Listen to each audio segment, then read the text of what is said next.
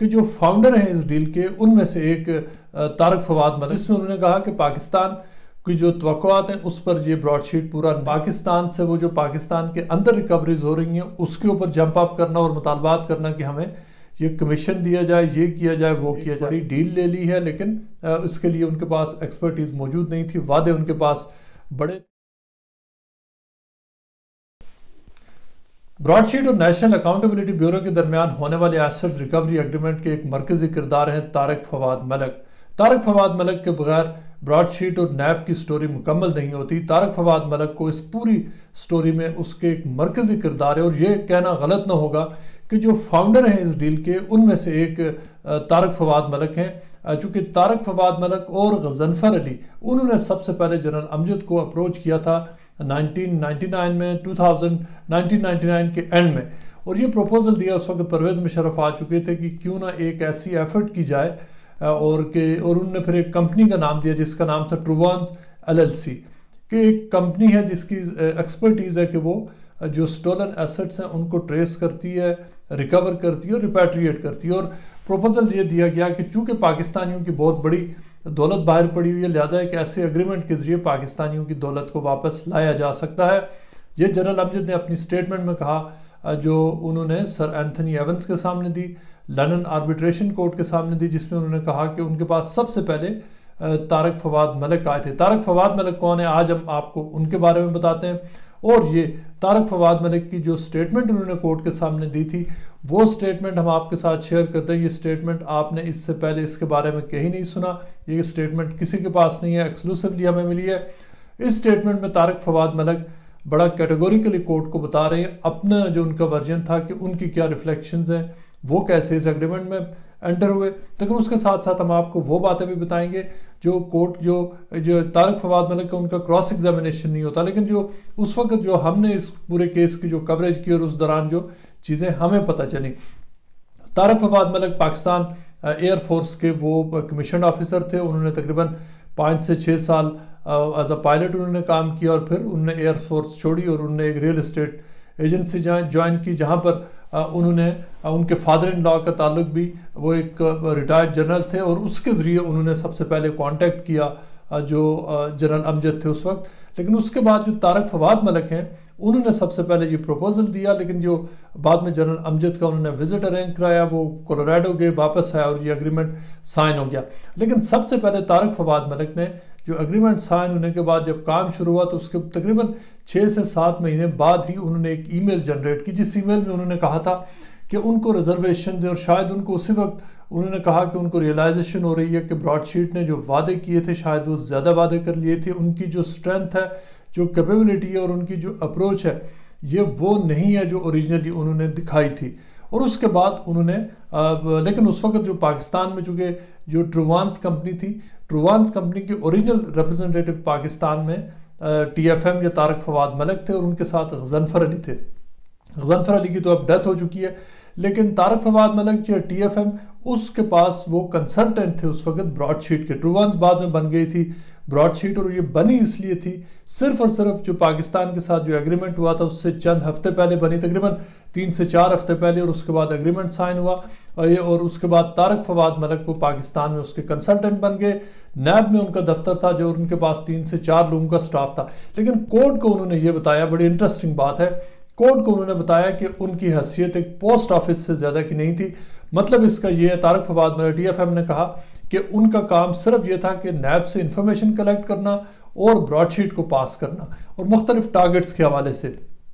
اور یہ کہ اس کے علاوہ جب براڈ شیٹ ان کو کچھ انفارمیشن بھیجتا تھا وہ نیب کے آفیشلز کو دیتے تھے، یعنی ان کا کام صرف ایک وہ پوسٹ آفس تھا جو انفارمیشن ادھر سے ادھر کرتا تھا۔ اس کے علاوہ ان کا کہنا ہے کہ ان کا جو اگریمنٹ سائن ہوا ہے اس اگریمنٹ میں ان کا کوئی عمل دخل نہیں تھا، کیونکہ وہ اگریمنٹ سائن کیا تھا جنرل امجد نے، پروسیکیوٹر جنرل نیب فاروق اعظم خان نے، اور اس کی طرف سے براڈ شیٹ کی طرف سے وہ جیری جیمز تھے، ڈاکٹر پربو ولیمز تھے اور ٹس ڈیل تھے جنہوں نے اس اگریمنٹ کو سائن کیا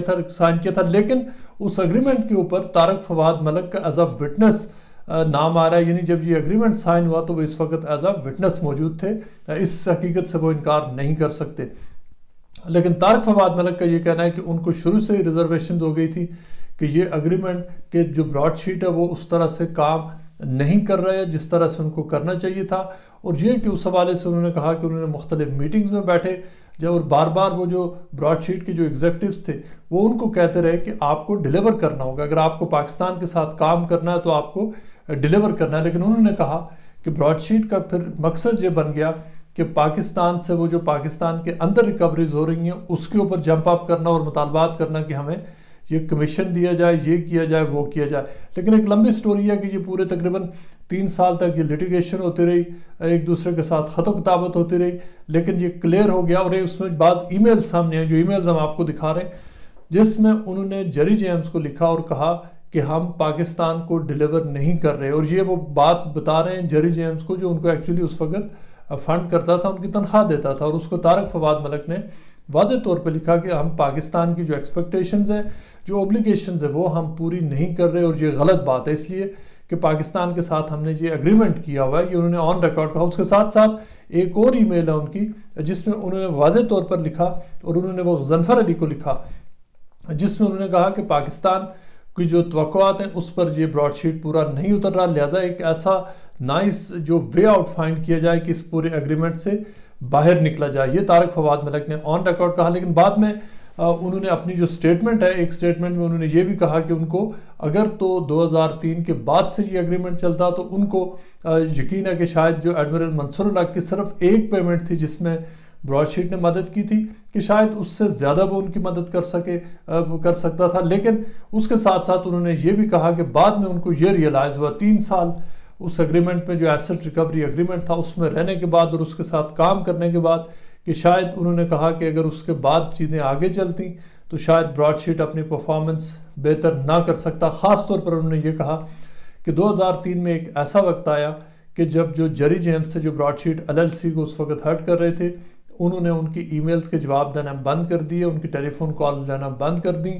ان کے ساتھ جو پاکستان میں 3 سے 4 بندوں کا سٹاف تھا ان کو سیلریز نہیں دی، طارق TFM کو انہوں نے سیلری نہیں دی، اور پھر ان کا جو ٹوٹل انٹرسٹ تھا وہ جو دوسرے وینچرز تھے اس میں ہو گیا، یعنی کہ انہوں نے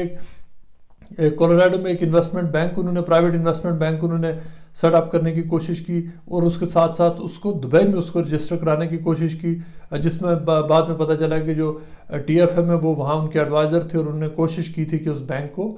وہاں پر اس کو رجسٹر کروایا جائے۔ یہ سارے چیزیں کوڈ ڈاکومنٹس میں اویلیبل ہیں جو ہم نے دیکھی اور ہم آپ کے ساتھ شیئر کر رہے ہیں۔ اس کے بعد ان کی جو جیری جیمز تھے انہوں نے مختلف دیگر وینچرز میں انہوں نے پیسہ انویسٹ کرنا شروع کر دیا، جہاں تک پاکستان کے ایسٹس ریکور کرنے کی بات ہے اس میں وہ انٹرسٹ، یعنی جب اگریمنٹ کینسل ہوا اس سے کئی مہینے پہلے وہ مکمل طور پر ان کا انٹرسٹ ختم ہو چکا تھا، اس لیے کہ ان کو سمجھ آ گئی تھی کہ انہوں نے ایک بڑی ڈیل لے لی ہے، لیکن اس کے لیے ان کے پاس ایکسپرٹیز موجود نہیں تھی، وعدے ان کے پاس بڑے تھے، لیکن پھر وہ ڈیل تو خیر وہ کچھ عرصے کے بعد جناب منیر نے ختم کر دی، لیکن جیری جیمز اس سے بہت پہلے موو آن کر چکے تھے۔ انہوں نے مختلف جو وینچرز کیے ان ممالک میں، ان میں ان کو لاسز ہوئے، ان کا جو انویسٹمنٹ بینک ہے وہ نہیں چل سکا، دیگر جو ان کے وینچرز تھے وہ نہیں چلے، اور بعد میں ان کی جو انہوں نے ایک نئی کمپنی بنائی جو براڈ شیٹ LLC کولوراڈو تھی، اس کے ساتھ نیب نے ان کو تو پیمنٹ تو کر دی، یہ وہی پیمنٹ ہے جس کے بعد پھر سر اینتھنی ایول نے اس پیمنٹ کے خلاف بڑی ڈیمننگ ججمنٹ دی، لیکن ان کے جو جیری جیمز ہیں ان کے پھر بہت سارے مسائل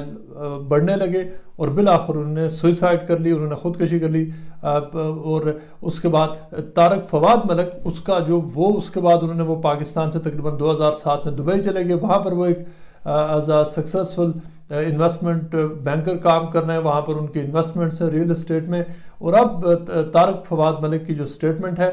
یہ سامنے آنی ہے جو براڈ شیٹ کمیشن ہے اس کے بعد، اور اس کے ساتھ ساتھ ہمارا ان سے رابطہ ہوا جس میں طارق فواد ملک نے نہ صرف ایک انٹرویو کا انہوں نے وعدہ کیا بلکہ اس کے ساتھ ساتھ انہوں نے یہ بھی کہا ہے کہ وہ کمیشن کے سامنے پیش ہوں گے، انہیں کچھ ہائڈ نہیں کرنا۔ ان کا یہ بھی کہنا ہے کہ میڈیا میں ان کے اوپر بہت سارے غلط الزامات لگے ہیں، اور یہ کہ وہ جب کمیشن کے سامنے پیش ہوں گے تو وہ اپنا پورا جو فیکچول جو وہ کہتے ہیں کہ جو پورا ان کا نقطہ نظر ہے، اور یہ کہ جو اس وقت کے جو پچھلے 20 سالوں کے جو ایونٹس ہوئے وہ کمیشن کے سامنے رکھیں گے۔